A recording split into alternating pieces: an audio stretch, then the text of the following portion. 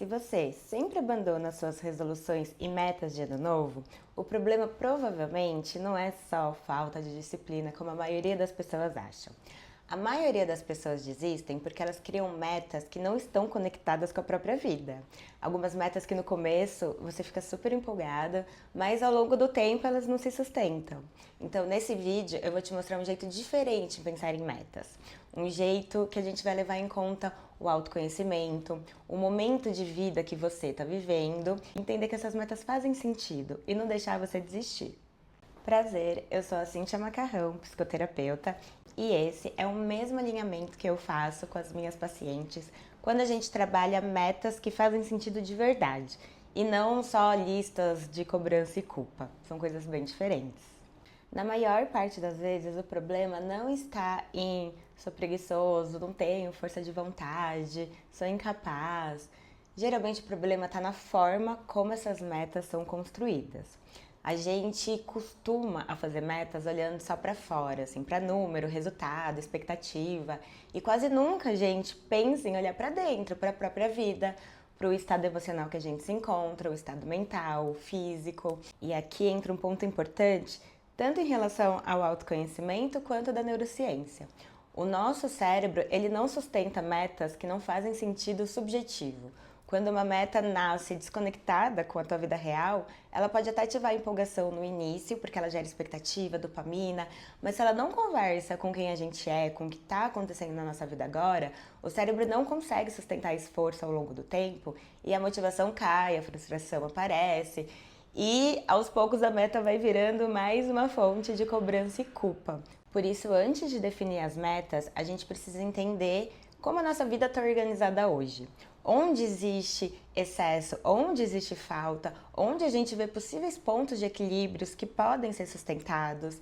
E é justamente daí que eu começo, usando a roda da vida. Eu uso algumas ferramentas que eu vou disponibilizar depois em PDF, eu já imprimi a minha aqui. Então a gente tem a roda da vida, agradecimento, o nosso ideal, as nossas metas e depois as movimentações do dia. Vou explicar cada um. Começando pela roda da vida, que é essa roda aqui que traz vários âmbitos da nossa vida para a gente dar uma nota. Então, para que serve isso? Serve para a gente se situar, a gente entender aonde que a gente está. Porque se a gente não sabe em que ponto da vida a gente está, não tem como a gente traçar um caminho para chegar em outro lugar. Se você vai pôr no Waze um destino, você tem que pôr onde você tá para ver qual é o trajeto que você vai fazer para chegar até lá. Então, é bem importante a gente entender, se conectar com a gente e ser sincero nessa resposta. Então, ela é um instrumento de ampliação da consciência e ela transforma uma percepção difusa em algo nomeável, observável. E isso é muito importante, porque aquilo que não é nomeado permanece no campo da confusão emocional. Outro ponto importante é que a ideia não é ser 10 de 10 em tudo. Do ponto de vista psíquico, isso não seria só irrealista, como até patológico, porque um 10 em tudo a gente pressupõe que teria uma ausência de conflito, ausência de limite, ausência de escolha, e uma vida saudável envolve bem o oposto, né? A gente tem prioridades, renúncia, movimento. Então, a roda da vida ajuda a gente a perceber áreas infladas, hiperinvestidas, às vezes até como compensação, e algumas áreas que estamos negligenciando. E aqui entra um outro ponto, tá? Quando uma área da vida está muito inflada, quase sempre existe uma outra sendo negligenciada. Por exemplo, uma vida muito focada no profissional costuma ter um preço alto na saúde, no lazer, nas relações. Da mesma forma que uma área muito fragilizada costuma drenar energia de todas as outras. E isso acontece, por isso que a ideia é a gente entender onde estamos. Comigo, eu faço essa roda da vida há muitos anos, então é muito legal observar as antigas, porque hoje a minha vida social tá 10, mas 2 anos atrás ela tava 6. Por quê? Porque o meu intelectual tava praticamente 10, que eu estava fazendo uma pós-graduação em neurociências, então eu estava estudando muito e não conseguia ter uma vida social. Então eu entendi, a minha nota tá baixa aqui, mas tem um motivo e é porque eu tô perseguindo um objetivo que faz com que a gente compense. As áreas que a gente vai analisar dentro da pessoal tem espiritual e intelectual. Espiritual não é necessariamente ligada à religião. A gente pode ser, claro, mas é ligado também à sua alma, à fé que você tem, às crenças que você tenha, tá? A parte espiritual eu considero uma muito importante também dentro da nossa vida. Intelectual, aí depois no profissional tem profissional e financeiro, em relações, vida social, relacionamento amoroso e família, e em qualidade de vida, saúde física, saúde mental e lazer. Então, se você já tiver com a sua roda da vida impressa, pausa esse vídeo e pensa de um por um como que você se sente.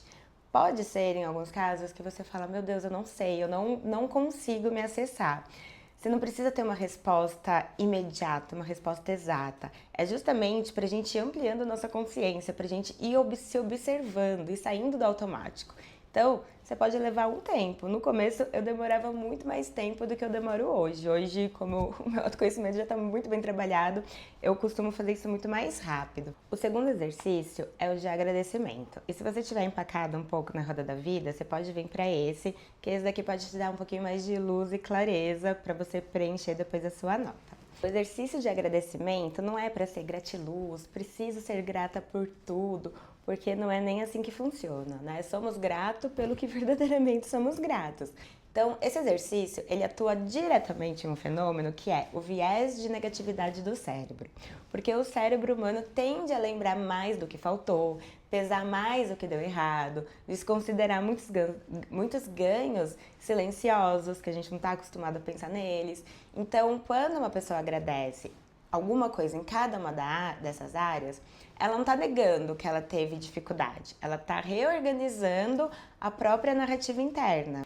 E do ponto de vista psicológico, isso faz duas coisas importantes acontecerem. A primeira é que reduz a criação de metas baseadas em culpa. E a segunda é que cria um senso de continuidade entre o passado e o futuro.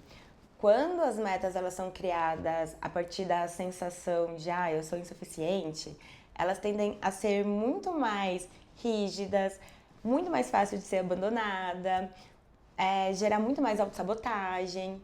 E metas criadas a partir de um reconhecimento, elas tendem a ser mais realistas, mais integradas com a sua própria identidade e aí ficam mais sustentáveis no tempo.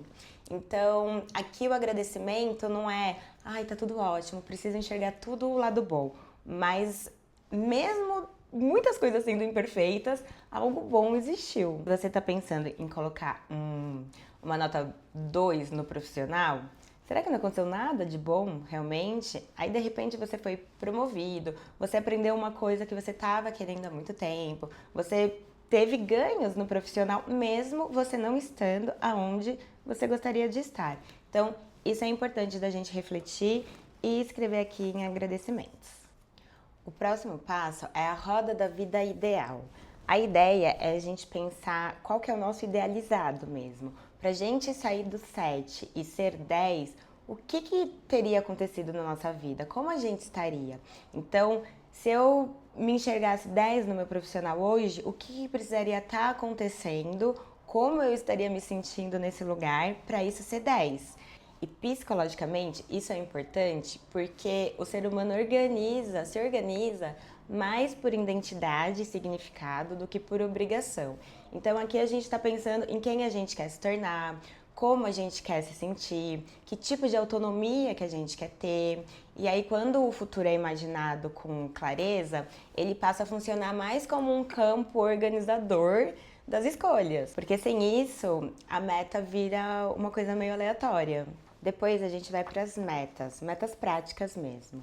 Aqui a ideia é pensar o que eu preciso fazer para conseguir chegar nesse ideal que eu acabei de escrever. Então, se até o fim do ano eu quero pelo menos estar conseguindo me comunicar em inglês, o que eu preciso? Aí eu coloco aqui de uma forma que seja prática e de acordo com a sua realidade. Não coloque nada que vai te desconectar de quem você já é, da sua rotina. Pensa com clareza, a gente está trabalhando aqui muito quem somos, onde estamos, para onde queremos chegar. É tudo muito sobre o nosso momento e não sobre apenas cumprir alguma coisa externa. Então, é importante você pensar nisso, como você realmente conseguiria encaixar algo na sua rotina para chegar nesse lugar. Então, no caso do inglês, eu precisaria, por exemplo, estudar 4 horas por semana. É algo que eu consigo mensurar, visualizar de uma forma fácil. Então, a gente vai preenchendo aqui como a gente consegue chegar no nosso ideal. E por último, os movimentos do dia, que é tipo um controle de hábitos, mas eu não gosto de usar essa palavra, essa nomenclatura, porque muitas pessoas olham isso como obrigação. Então, ai meu Deus, eu tenho que fazer mais uma coisa para eu ficar devendo, mais uma coisa para eu me cobrar. E a ideia aqui também não é essa, é a gente entender o nosso direcionamento. Eu sempre gosto de, no meio do ano, dar uma revisada no que está acontecendo, se eu estou conseguindo caminhar ou não. E a ideia aqui é a gente ser sincero com a gente mesma. Então, eu consegui, de fato, fazer o que eu tinha me proposto lá nas minhas metas do começo do ano. Então a gente vai anotando no dia a dia o que a gente está conseguindo fazer. Por exemplo, o exemplo do inglês, 4 horas por semana. Os dias que eu estudar eu vou dar aqui um checkzinho, os dias que não eu vou colocar um X. E isso vai fazer com que eu tenha clareza do que aconteceu. Isso daqui é pra gente enxergar a nossa realidade, não é pra ser um papel que vai ficar te cobrando o tempo inteiro. A gente precisa ter maturidade para conseguir lidar com isso também, né? Porque não adianta a gente também querer que nada nos afete. Não é legal quando a gente se propõe a fazer alguma coisa, olha aqui e fala assim, nossa, faz um mês que eu não fiz nada. Tudo bem, eu posso conseguir fazer algo no mês seguinte? A gente precisa ter também essa autorresponsabilidade sobre as nossas escolhas para a gente conseguir ter uma mudança efetiva mesmo. Eu deixei esse mini planner em PDF aqui na descrição do vídeo para te ajudar a fazer esse caminho aí com mais clareza. E se você quiser se aprofundar nesse trabalho, no começo do ano eu vou conduzir um curso, um processo curto pelo Instagram, para quem quiser levar isso com mais constância e ter uma motivação diária aí para conseguir olhar todos os dias para todos esses âmbitos e evoluir, porque estamos aqui para isso, não é mesmo? Então, se você quiser que eu te avise quando abrir, comenta aqui embaixo, quero aprofundar. Obrigada por ficar até aqui e lembre-se que as metas, elas nascem da consciência. Elas não precisam ser forçadas para serem sustentáveis.